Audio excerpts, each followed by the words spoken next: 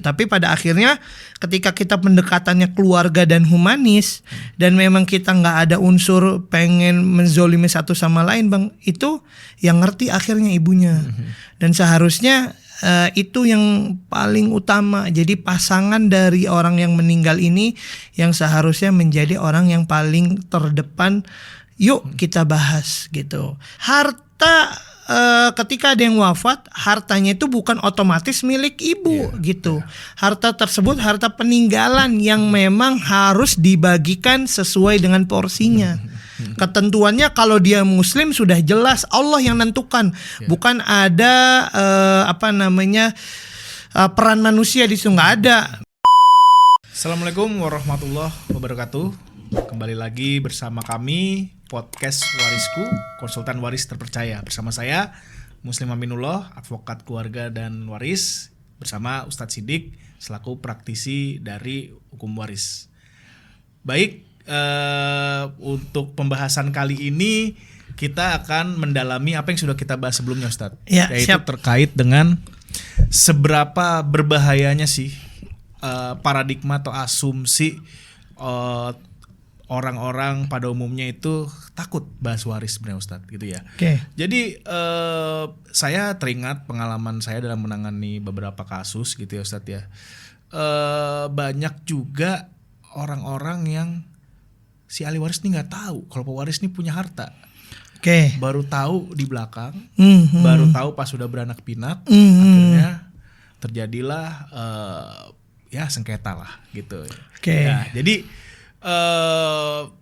memang salah satu mudorotnya kelihatannya seperti itu, Ustadz. Jadi ketika kita silent, diam gitu ya, tidak berani untuk membuka tabir lah berkenaan dengan waris gitu ya, baik dari ahli waris maupun pewaris, akhirnya dirugikan siapa? Yang dirugikan adalah ahli waris gitu ya. Nah, yang mau kita bahas kali ini, Ustadz, adalah berkenaan dengan tadi yang pertama, seberapa berbahaya kita menormalisasi untuk tidak membahas waris pada saat orang tua atau pewaris akan meninggal atau setelah meninggal gitu.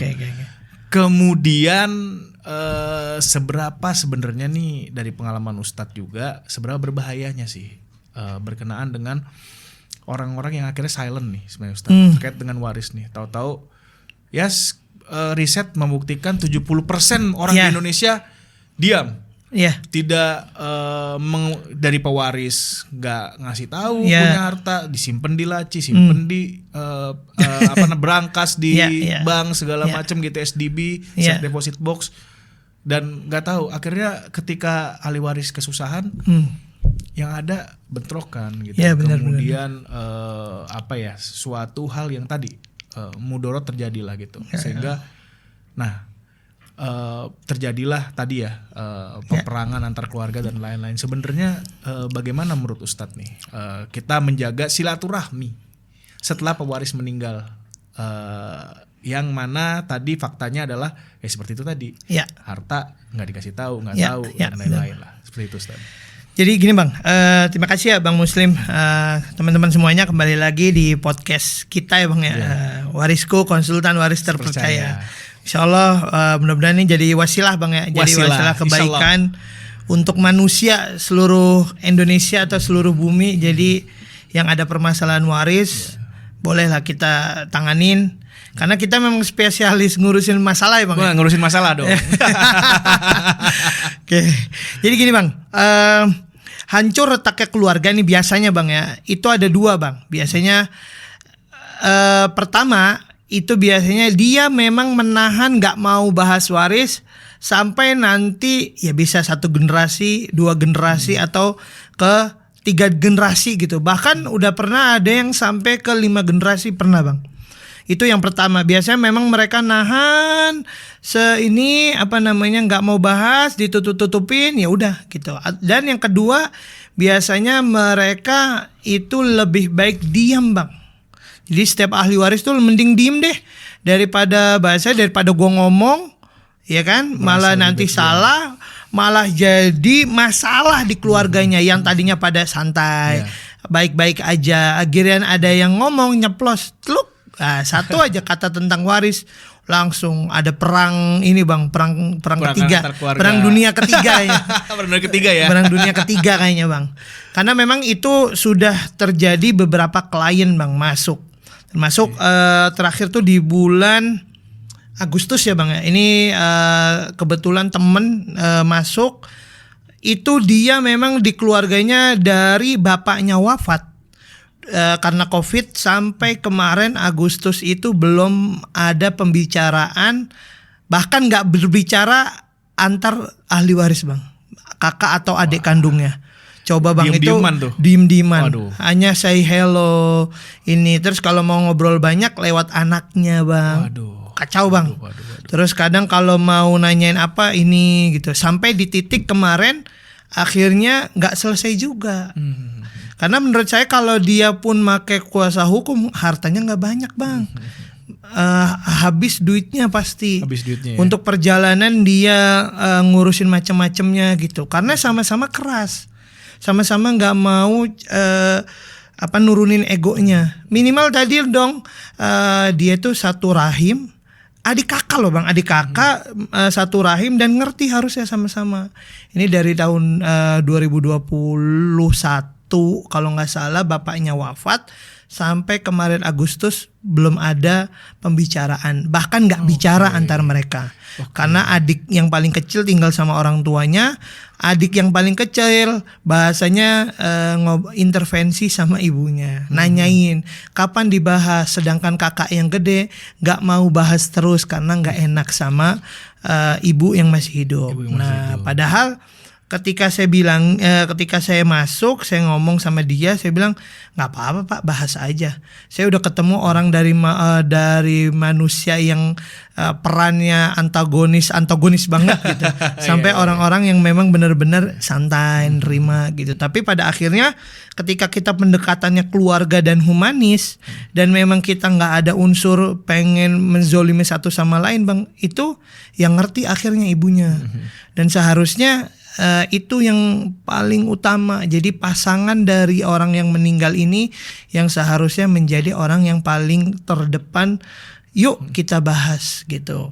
Tadi lagi kembali bang di podcast kita sebelumnya bahwasanya sampai hari ini masih banyak orang-orang yang wafat, ya udah pada umumnya wafat. Iya, betul. Nggak ada yang mau bahas. Nggak ada yang mau ngomong. Ya bang ya.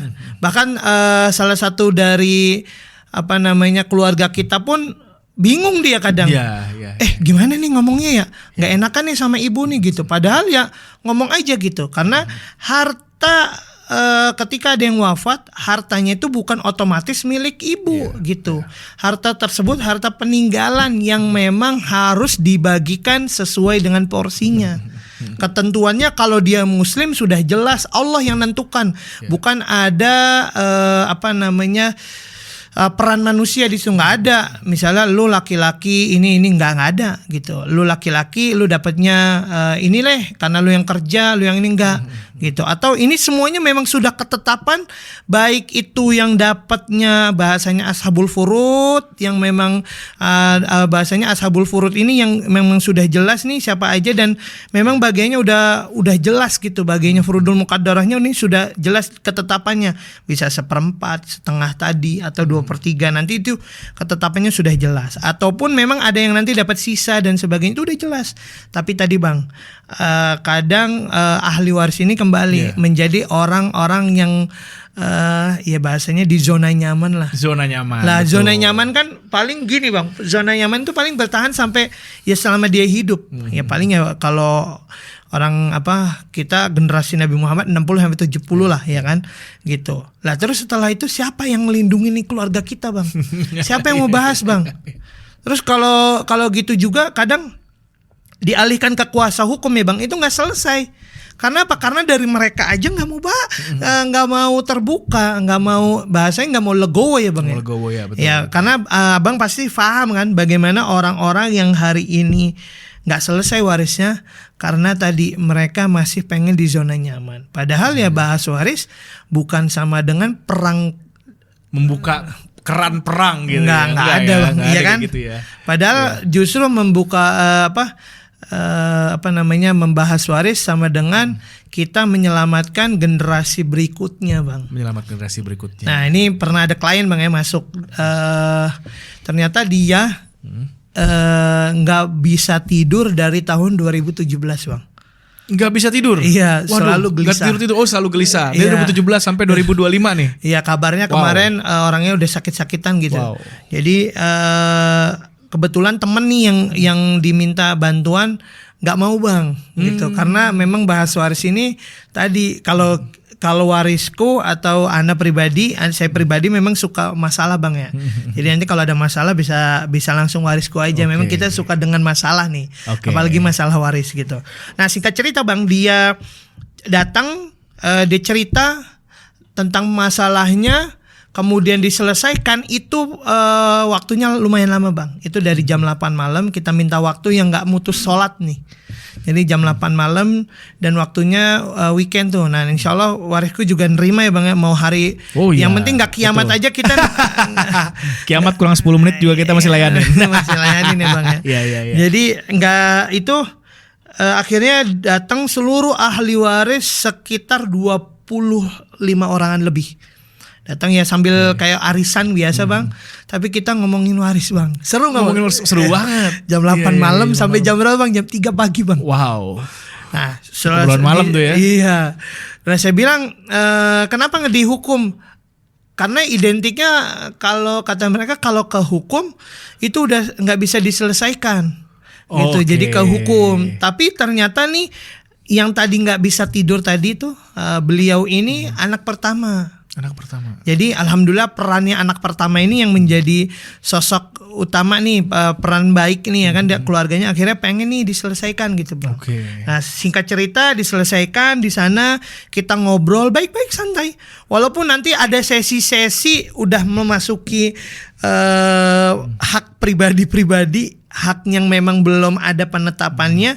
Kok lu udah bangun, biasanya lu, karena orang Betawi, kok lu udah bangun kos-kosan 40, kok lu udah bangun kos-kosan 25, kok lu udah disewain tower, padahal belum ada penetapan. Waduh. Karena belum ada penetapan itu, makanya mereka saling seuzon. Waduh.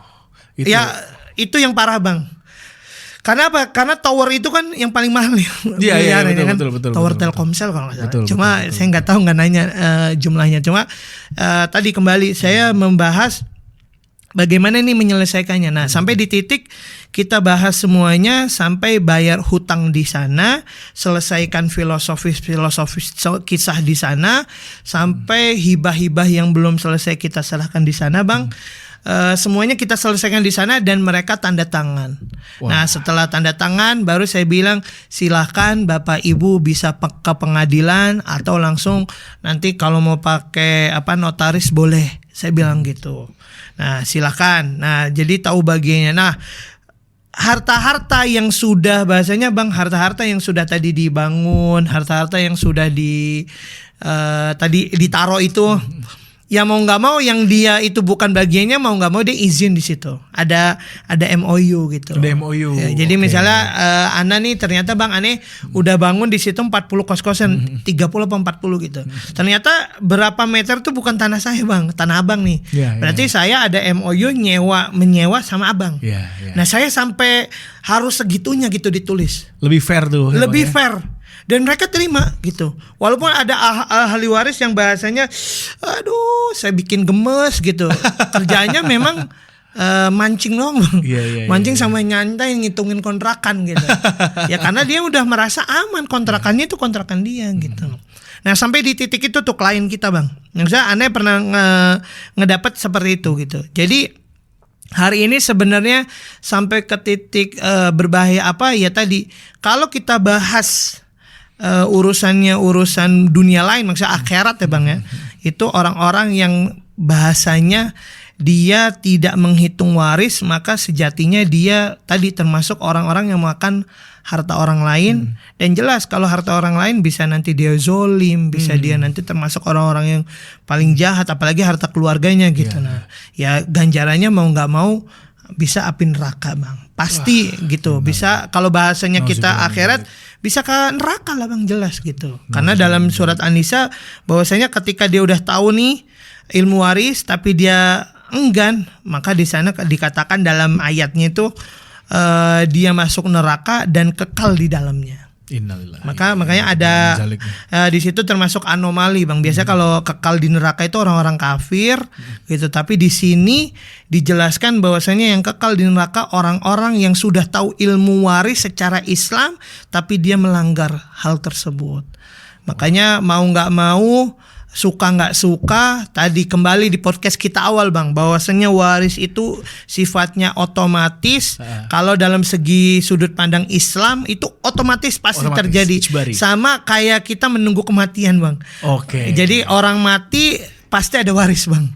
Gitu. Nanti waris, tinggal dilihat, Bang, sudut pandangnya, apakah dia punya harta apa enggak. Itu dari aneh sih, Bang. Makanya kalau Abang hari ini ada masalah gitu, Bang, ya. Masalah yang belum selesai, biasanya kan Abang nyarinya dari sudut pandang dia aja kan. Dia gali. Nah, perlu, Bang, kita harus mencari sudut-sudut pandang lain nih gitu. Karena memang kadang ahli waris ini nggak nyebutin kronologi dari awal, awalnya nggak, kadang disembunyikan. Jadi kita main bela aja kan. Nah, padahal sebenarnya masalahnya ada di dia gitu. Nah, itu, Bang. Ya, kalau udah menyangkut sama api neraka, wah, nauzubillah min dzalik ya, Ustaz, ya, udah berbahaya banget ya gitu ya. Ya memang fenomenanya seperti itu, Ustaz. Jadi ketika kita tidak tertib dalam melakukan pembahasan waris gitu ya, karena ketabuhan tadi gitu ya, sehingga siapapun yang merasa punya hak, dia mengklaim berdasarkan dari klaimnya dia. Iya, betul. Gitu. Sehingga di sini banyak hak orang yang terambil gitu ya. Mudaratnya sangat besar sekali gitu ya, Sat, ya, berarti ya. Jadi disinilah kita salah satu adanya warisku ini adalah tadi untuk membuka wawasan kepada para pendengar, kemudian para klien juga ya, supaya kita jangan sampai terjadi hal seperti ini gitu di dalam keluarga terutama ya, seperti itu ya. Ketika ada klaim berlebihan gitu ya, padahal hak warisnya ada gitu. Ada. Udah diatur, bahkan itu Allah langsung kasih angka ya di Al-Quran ya itu. Bagiannya langsung udah aturannya langsung. Aturan Tuhan. Aturan Tuhan ya, Allah langsung kasih angka matematis di situ. Nah itulah pentingnya kita memahami terkait dengan waris ya. Betul, Bang. Berkenaan dengan ini, Ustaz, masih berhubungan sama cerita Ustaz ya. Ada kasus juga, Ustaz, yang pernah saya alami di kasus saya gitu ya. Ada orang yang semangat banget bahas waris, Ustaz. Semangat bahas waris, terlalu bersemangat sampai ini hak gua karena gue yang ngurus orang tua, lu pada kemana? Gitu. Nah sebenarnya menyikapi fenomena seperti ini seperti apa, Ustaz? Kadang kan ada orang yang merasa yang bahasanya ngerawat gitu ya, yang ngerawat orang tua dari sehat sakit-sakitan sampai meninggal itu satu orang ini nih gitu. Dia tapi dia pengen dapat haknya lebih paling gede daripada itu gitu ya. Ini ada dari sisi 30% tadi kan 70% pada takut tuh orang bahas waris diam gitu. 30% ini ada yang kayak gini, Ustaz, bersemangat. Pokoknya ini aset saya, ini aset gua karena yang ngerawatkan saya, lu pada kemana? Tahu waris sebenarnya yang idealnya seperti apa, Ustaz? Kalau ada Bang, kalau dari sudut pandang Abang itu selesainya gimana, Bang? Kalau dari sudut pandang kita nih menyelesaikannya memang agak rumit, Ustaz. Karena posisinya adalah si yang mempunyai klaim berlebihan ini sangat ini banget, sudah merasa dia capek dalam hidupnya. Mengurus orang tua gitu ya. Kalau kayak gitu sih kita masalah keikhlasan ya Allah walam bisawab ya. Kita nggak tahu masalah keikhlasannya. Cuma memang kalau di waris perdata barat itu kan semua pembagian sama rata ya, Ustaz ya. Ya, jadi memang sebenarnya pada prinsipnya harusnya harta-harta ini dibagi sama rata secara waris perdata barat. Baik. Gitu ya, pada hak-hak yang golongan yang punya hak untuk menerima. Tapi memang, ada nggak di situ di perdata barat harus dibayar dulu nih, misalnya dia konversiin ngurusin ibunya misalnya 10 tahun tadi ya, misalnya 2 juta dikali 10 tahun, ada nggak sampai segitunya? Kalau itu ada. Itu ada. Itu ada. Jadi terkait dengan penggantian ya Ustaz ya. Oh, Apa yang kontribusi yang sudah dia keluarkan gitu ya. Itu bisa menjadi reduksi nilai waris ini tadi gitu. Siap. Tetapi tidak bisa overclaim juga gitu. Karena kan ada biaya rumah sakit sekian udah jelas ya gitu ya. Siap. Nah, ini yang memang kalau dibilang kadang overclaimnya berlebihan nih Ustaz gitu. Mungkin dia ngeluarin uang ngebantuin buat ya dia ada kontribusi untuk membantu orang tua di rumah sakit, tapi nggak sebesar dari hak waris yang mau dia klaim. Misal dia punya tanah, rumah gitu segala macam orang tuanya. Tapi dia pengen ini kan gua yang ini. Padahal dia ngeluarin duit cuma buat rumah sakit berapa gitu. Misalnya. Oh gitu. Itu, iya. Jadi, tapi kalau kayak gitu Bang nyikapinnya ngikutin dia atau nanti? Kita kalau ini dulu klien saya itu yang di sisi posisinya yang terzoliminya lah gitu. Jadi kita membela hak klien dong gitu. Tapi memang kalau prinsip saya sama kayak Ustadz Siddiq gitu, kita menyelesaikan permasalahan harus dengan mediasi yang maksimal lah gitu. Tidak menyelesaikan dengan huru-hara gitu ya. Benar. Kita harus menjunjung tinggi juga musyawarah gitu persaudaraan yang erat gitu ya. Seperti itu Ustadz. Kalau dari pengalaman saya sebelumnya tuh banyak banget sih gitu. Ada kasus-kasus yang kayak gitu Ustaz. Oke, ini pernah ya klien masuk daerah Serpong ya Bang waktu itu. Ternyata dia masuk melalui orang gitu. Cuma dia malu Bang, ini dia CEO besar, event organisasi besar gitu. Akhirnya aneh ngomong tuh berdua doang sama dia. Akhirnya dia manggil istrinya. Oke. Nah, singkat cerita Bang, dia menanyakan rumahnya itu. Rumahnya itu kayak terminal Bang. Kenapa? Tadi pertama rumahnya itu masih ternyata belum dibagi, masih punya harta bersama. Nah jadi di sana kakak adiknya masuk aja seenaknya keluar masuk kecuali kamarnya dia. Oke. Ternyata di sana orang tuanya itu wafat. Baru di situ dia cerita orang tuanya wafat, sakit, dia ngurusin itu semuanya dia. Memang adik kakaknya nggak ada yang ngerti, dia kakak, adiknya ini nggak ada yang ngerti, adiknya nggak ada yang ngerti, ya udah dia mau nggak mau ngertiin diri sendiri gitu. Nah dia minta bagaimana nih penjelasannya. Nah pertama Bang, kalau anak pribadi kan tadi melihat dulu nih kasusnya dari atas ke bawah gitu, terus Anda juga selalu bilang ada masalah nggak, ada berantem nggak gitu. Kalau nggak ada berantem gampang ya kan. Ada berantem pun saya gampang, nggak ada berantem gampang Bang. Tinggal nanti harus mencari di mana kesalahannya nih, di mana akar masalahnya di mana gitu. Nah, singkat cerita, terus saya bilang begini, oke Bu, Ibu dan Bapak maunya gimana? Karena alhamdulillah dia punya duit. Oke, saya pengen beli semuanya. Oke, kita beli semuanya. Ternyata harta tersebut, bapaknya ini punya istri 2 begitu. Nah ini ibu sambungnya gitulah dan lain sebagainya. Ya akhirnya kita jelaskan pada intinya sampai di titik saya bilang ibu sama bapak mau ngeklaim gak kepengurusan bapak dan ibunya, maksudnya orang tuanya dia sakit gitu. Oh gak perlu sampai makan itu gak perlu. Dan makan adik-adiknya perlu gak dikonversikan dengan duit? Gak perlu gitu. Ya yang perlu dikonversikan apa? Kalau mau dikonversikan ya biayanya Bang. Biaya apa? Biaya rumah sakit tadi. Karena memang qadarullah bapak ibunya nih sakitnya keras dan lumayan menguras duit ya Bang ya. Kalau tenaga dia nggak ngitung tapi duit tadi. Saya bilang dikonversikan. Nanti tinggal dibagi hartanya. Jadi kalau orang meninggal dalam sudut Islam itu yang harus ditunaikan sebelum bagi waris adalah hutangnya tadi. Hutang, ya. Berarti tadi konversi rumah sakit itu termasuk hutang ahli waris. Hutangnya si pewaris tadi yang punya harta tadi. Hutang pewaris ini berarti harus dikurangi nanti. Dikurangin dibayarin kemana? Ke anaknya tadi nih, anak pertama nih. Ini adik-adiknya nggak ngomong nih karena kakaknya memang dominan nih. Kakaknya dominan, anak perempuan dominan itu udah ngeri Bang. Iya kan? Iya. Perempuan tuh memang udah dominan tuh udah ngeri Bang. Nah ini dominan, akhirnya ya mau nggak mau nih, gitu. Ya akhirnya saya bilang kalau ibu mau dihitung semua boleh dihitung, nanti dikonversikan. Ya, alhamdulillah dia merelakan karena dalam sudut pandang Ana Bang dan sudut pandang Islam itu harus dijelaskan hutang-hutangnya nih semuanya hutangnya clear. Dan Anda pribadi nggak mau bang ada harta Spanyol separuh nyolong, atau harta-harta masih sengketa tuh. Misal dia ada project apa itu jangan dulu dibagi. Pokoknya harta-harta yang begitu tuh jangan jangan kita bagi dulu lah, jangan ditunaikan dulu warisnya sampai benar aset-aset ini selesai dengan urusan pihak-pihak lain gitu bang. Kalau pihak-pihak keluarganya ya tinggal ditunaikan. Nah akhirnya disingkat cerita. Ya udah bang, dia dengan kebijakannya dia yang bagi, dia punya duit asetnya sih berapa miliar, 6 miliar 4 sampai 6 miliar waktu daerah Cinere bang kalau nggak salah. Rumahnya Raffi Ahmad mana bang? Andara. Pokoknya tendangan dengan Andara situ.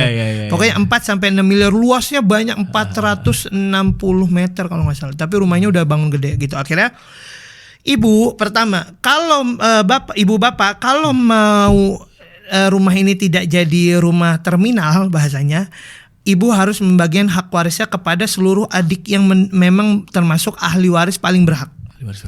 Oke, dibagiin secara itu semuanya nih. Nah dia akan menunaikan itu dan nggak perlu ana gitu, karena memang dia perannya udah dominan nih, udah kayak pengacara bang. Kayaknya dia notaris apa gitu, istrinya. Cuma suaminya nih IO besar gitu. Terus ya singkat cerita ya udah. Akhirnya udah biar saja nanti kalau adik saya nggak terima, insya Allah sih terima semua gitu katanya gitu. Ya udah sampai itunya semua ditunaikan, jadi dia akan membayar sesuai NJOP-nya. Alhamdulillah, Anda bilang kalau NJOP enak dong, pasaran dia ada duitnya kan. Ya yang jadi masalah kan dia nggak ada duitnya, dia pengen bagi. Nah itu yang jadi masalah. Nah, akhirnya dibagikan semuanya, baru di situ ditetapkan bisa ke pengadilan. Kalau dia alhamdulillah ke notaris, baru ke pengadilan. Misalnya pengadilan dulu dia pengen netapin ahli warisnya, baru ke notaris. Atau kemarin saya bilang ya ke notaris juga bisa, langsung ke notaris aja. Jadi itu punya bapak ibu gitu. Udah gitu selesai tuh bang. Jadi memang harus sedetail itu bang. Karena kita nih bahasanya kalau mau selesai ya memang harus sedetail itu. Dan memang mau nggak mau harus dibahas bang. Sepahit apapun harus dibahas.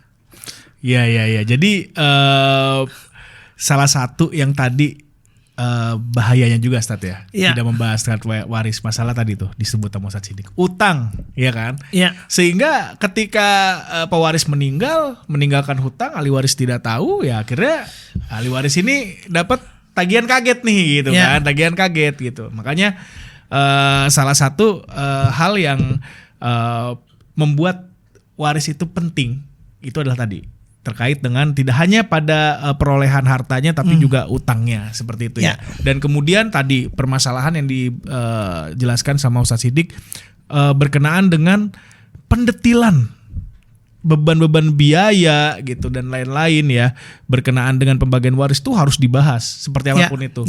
Ya kalau perlu ada akuntan gitu ya, mungkin ya lebih clear lah gitu ya, prinsipnya harus dibagi secara fair, adil dan sama-sama ridho gitu ya. Tidak hanya ridho, tapi tadi waris adalah ijbari otomatis sehingga haknya sudah jelas clear gitu ya, dan tidak ada yang merasa terzolimi satu sama lain. Tapi kasus abang tadi selesai nggak bang? Kira-kira yang tadi terzolimi? Akhirnya selesai. Oh akhirnya selesai. Akhirnya selesai dengan ya tadi kesepakatan Ustaz gitu.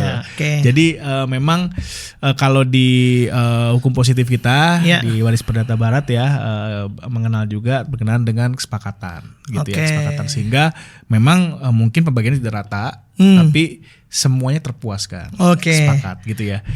Unsurnya terpenuhi sehingga unsur kesepakatan terpenuhi sehingga ya udah sama-sama lapang selesai gitu. Tapi tetap pada prinsipnya adalah ada aja nih Stat yang bahas terkait dengan klaim berlebihan. Terkait dengan itu pasti di antara 30% tadi ya.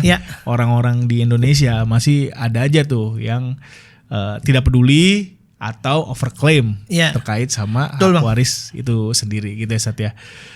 Kemudian begini Stat, kalau misalnya berkenaan dengan ada juga yang orang tua nih ngerasa anak-anaknya nggak ada yang bener nih Stat gitu kan. Anak-anaknya nggak ada yang bener gitu. Mungkin orang tua ini merasa udah saatnya bahas waris. gitu kan. Oh gitu. Iya, ada juga nih di antara yang tadi 30% tadi ya, orang tua nih pengen bahas waris, cuman nih anak-anaknya ntar kalau bahas waris Pasti berantem. gimana ya gitu ya. Nggak ada, malah tambah runyam dan lain-lain, malah tambah tidak tidak harmonis dan lain-lain gitu. Ya. Nah, balik lagi semangat kita kan untuk mempererat tali persaudaraan para ahli waris ini ya. Supaya tadi ya, banyak banget hal-hal yang diuntungkan dari kita membahas waris, salah satunya mempererat tali persaudaraan. Tapi gimana nih Stad kalau ada kejadian yang kayak gitu nih kira-kira Ustaz ada pengalaman gak nih gitu nih? Pernah dapat Bang kasus gitu? Kalau kita belum sih gitu. Tapi kalau kasus yang langsung ke saya belum. Tapi kalau pengalaman dari tetangga ada aja gitu. Oke, kalau kasus sebenarnya nggak ada ya, kebanyakan ini Bang, klien yang masuk itu, yang datang itu biasanya memang sudah wafat gitu. Paling kalau yang sifatnya gitu dia hanya meminta saran. Nah, jadi kebanyakan sih bagaimana sih waris ini dia pengen Bang ngamanin harta aset warisnya ini nggak jatuh ke adiknya nih. Adik kandungnya ada kayak gitu ya. Ada. Soalnya mencegah tuh ya. Ya, jaga adik kandungnya ini kurang ajar Bang. Selalu doain kakaknya pengen cepet mati gitu. Karena apa? Karena si kakak ini atau si ahli waris ini, saudara kandung ini nggak punya ahli waris laki-laki. Kalau dari sudut pandang Islam atau tadi hukum faraid tadi, warisan itu habis di laki-laki Bang. Nah, dia nggak punya ahli waris laki-laki tuh sungguh sangat menggongkan Bang. Karena warisan nggak akan habis. Makanya mau nggak mau dia nanya. Pas saya bahas sedikit, bener juga ya, iya. Jadi akhirnya gimana? Akhirnya dia ngehibahkan ke ke ahli warisnya. Oke, jadi dia menghibahkan warisan tersebut gitu. Tapi tadi prinsip dan konsep hibahnya memang harus sesuai dengan ketentuan yang sudah berlaku dari syariat tadi gitu Bang. Baik. Ya. Jadi tadi ya teman-teman semua sudah mendengarkan penjelasan dari Ustaz Siddiq gitu ya, dan pengalaman kami dalam menangani klien-klien kami nih gitu ya. Salah satu hal yang kita perlu ingat bahwa sangat berbahaya apabila teman-teman tidak membahas waris secara komprehensif segera gitu ya. Segera baik itu setelah pewaris meninggal atau jika memungkinkan ya sebelum pewaris meninggal. Ya, berarti nanti mudah-mudahan bisa kita bahas waris planning ya Bang. Waris planning, benar. Nah, itu penting banget tuh. Nanti warisku juga ada pelayanan kita punya waris planning. Seperti itu. Siap. Ini salah satu yang bisa kita edukasi ke teman-teman semuanya nih. Iya, betul. Jadi kita harus menjaga giroh kita untuk mempelajari waris agar kita bisa mempererat tali persaudaraan kita sesama para ahli waris, sesama manusia gitu ya. Dan menghindari yang namanya mudorot perpecahan yang terjadi di keluarga. Maka itu warisku hadir untuk menjadi solusi bagi para keluarga Indonesia menyelesaikan permasalahan waris. Ada saya dan Ustaz Siddiq di sini. Siap. Seperti itu. Baik, cukup sekian Ustaz Siddiq, sudah sangat clear banget kita menjelaskan ya berkenaan dengan seberapa berbahayanya kita tidak membahas waris gitu ya. Dan sampai ketemu di podcast selanjutnya. Warisku, konsultan waris terpercaya. Wassalamualaikum warahmatullahi wabarakatuh.